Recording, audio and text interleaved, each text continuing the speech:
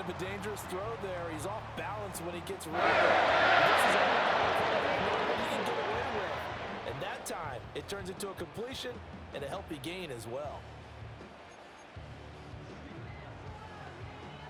So they'll come up in Bengals territory now with a 1st and 10 at the 41.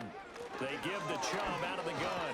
And this winds up a pickup of 2, maybe 2.5 to about the 39. Oh, that's a real nice job there by the defensive front. They just engaged and held their ground. But how about the guy who made the play? We often talk about whether they take a good first step or not. Many times you just don't take any step. Just get your feet moving, get your body going, and then once he made the read, he was able to make the play. Those are the ones you dream of as defenders. I think if he gets eyes on the ball a little bit earlier, he might come away with it. Instead, it's going to wind up as just an incomplete pass. Able to find the open man. That's complete. And finally down he goes. As they work it inside the 10 to the 7. Better than a 30-yard gain as we wind down towards 30 seconds left in the quarter. That is the exact right play call against that defense. So a hat tip to the offensive play caller because he won that part of the chess match. But give credit to his players as well. They won the execution part of it.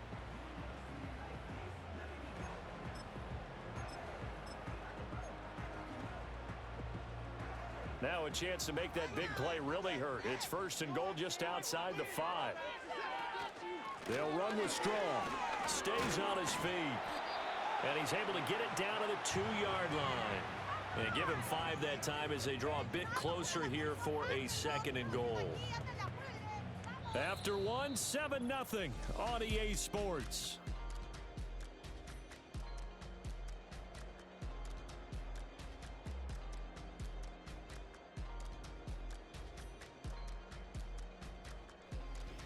On to the 2nd from Cleveland. It's the Browns in control of the football. As they come up now, 2nd and goal. Reset. All right, let's get some yards, boys. Chubb is not going to get back to the line of scrimmage as they'll tackle him at the 3. It'll go as no gain on the play, and now they're looking at a 3rd and goal. 2 straight shots on the ground. Now on 3rd, do you go to the air?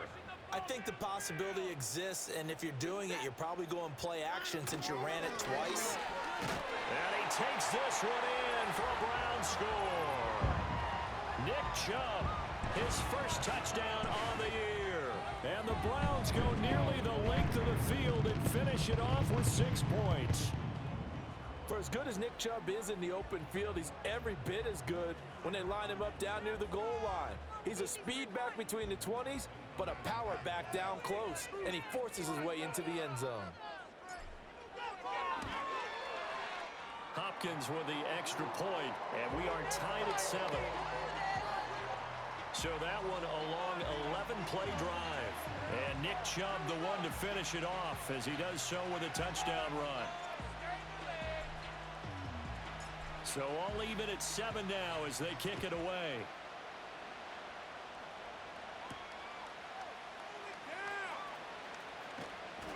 And he had no room to run as he's tackled down inside the 20. The Bengals offense and their quarterback coming out for their 2nd drive. And he's in the midst of a very solid season, currently 2nd in the NFL in passing yards.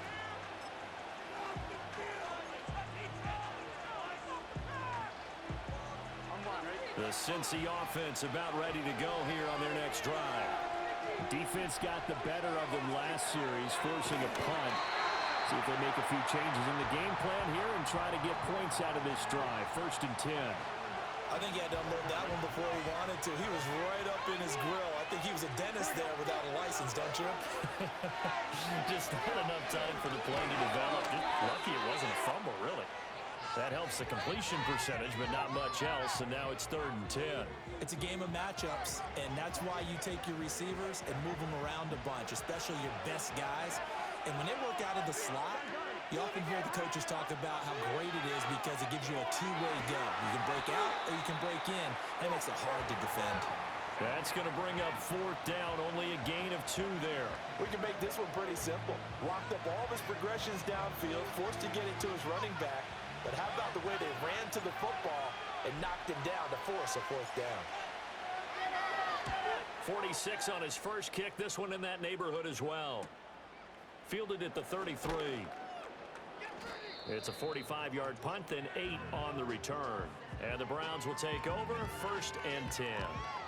Cleveland offense making their way out.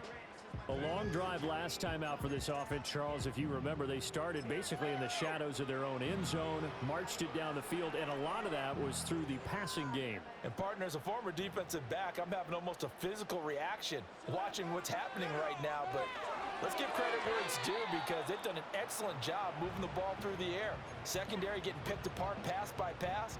Obviously, they need to make some adjustments there on the back end. Yeah, because offensively, we know that they're not going to be shy about throwing that football. Watson now to throw. Going out wide, finds Chubb. And he'll take this to the other side of midfield before going out of bounds. It's a gain of 2. The Browns are going to get a first down. And we see another pitch and catch there to the running back. This position just continues to evolve. They become just as critical to the passing attack as a lot of receivers, tight ends, because their ability to make people miss in the open field can really generate big plays for an offense. They'll wind up getting 7 on the play, and it's 2nd down.